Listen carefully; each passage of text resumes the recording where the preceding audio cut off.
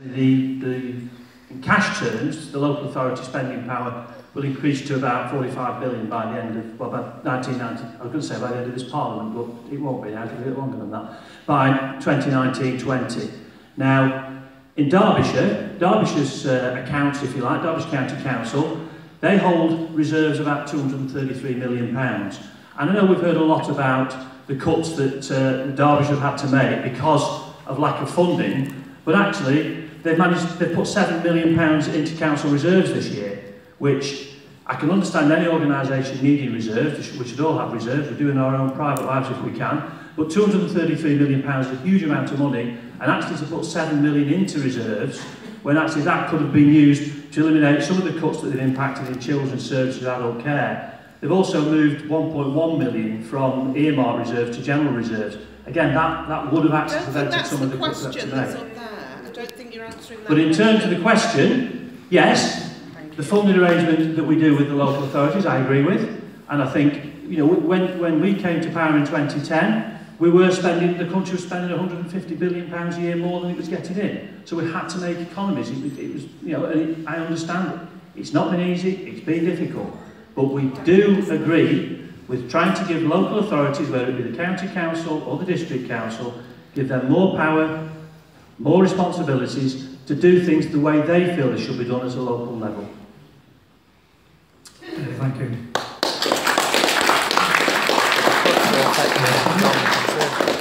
Ruth George, if I could ask you, I noticed that your manifesto says a Labour government will give local government extra funding next year, which is a bit of a broad brush statement. Any idea how much and where that money will come from? I'll address that. Thank you. And yes, what Andrew didn't mention was that Derbyshire County Council's budget was cut between 2010 and 2016 by £169 million has come out of the council funding. Social care is by far the largest element of Derbyshire's budget, and the Labour administration for the last 4 years has protected those social care services as much as they can, keeping the care homes in council ownership so that care can be delivered in the cheapest possible way. But the number of people with eligible care needs in Derbyshire rose from 33,000 in 2010, it's almost 38,000 now, and it's set to grow further, of course, over the next few years. But we are due to see by 2021 a further £109 million cut from Derbyshire's budget, which is why it's actually very sensible that the administration has been putting aside money into reserves, because though as much has been cut as can be, and those reserves are going to be needed over the next 4 years to protect the core services that people completely rely on, and none of us want to see our elderly and vulnerable people suffering because of those cuts. So, Labour will support the most vital services that the councils run, and we will put the additional funding into that. An additional £8 billion over the lifetime of the next Parliament for social care, including £1 billion to plug the gap in the first year. Nearly £4 million has been cut from youth service nationally, and we will end those cuts to youth services. And the Sure Start children's centres were one of the greatest achievements of the previous Labour government. I've actually been hearing from the health visitors in New Mills how atrocious it is now that they get vulnerable families and they have nowhere to refer them to give them support. So we will protect Sure Start, ensure that no more centres have to close, and invest in as many more services as we can.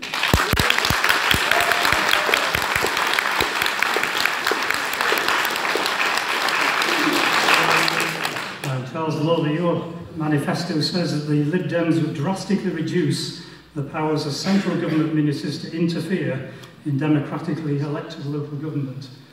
Isn't the main way that they interfere through the purse strings at the moment? Absolutely, and what we would do is, in an ideal world, we would give them great financial responsibility. We'd give them great say on schools, where new schools are being built, and school admissions and transport network. But this, also what we do is we put a lot more money into social care and housing. We'd actually integrate social care with the NHS. Into housing in particular, the Lib Dems would build 300,000 homes a year and allow local authorities to borrow more to do this, as well as allow them to increase council tax by 200% on empty homes. There's over 1,000 people waiting for a council house in High Peak and over 500 empty homes. But this is all academic, as unfortunately, the hard Brexit that we are heading towards will lead to a fall in confidence in investment in the UK and companies choosing to relocate, this will slow growth, lessen the tax receipts, and this will mean there's less money in the pot and more people will be dependent on the state as jobs go. A hard Brexit will inevitably lead to cuts to local services, and only by us staying in the single market can any government promise an increase in funding to any local services.